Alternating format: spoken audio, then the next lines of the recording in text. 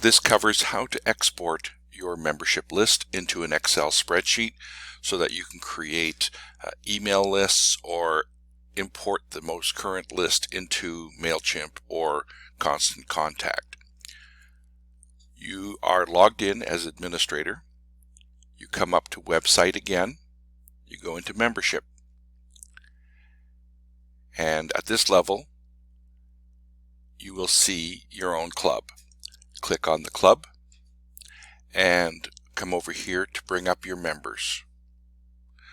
Now, all you have to do to create an export list is you come over to the first name, click on this box that highlights all your members. You come over to the right side here, and when you hit this blue button, this button becomes blue and it says Export XLS. You click on that.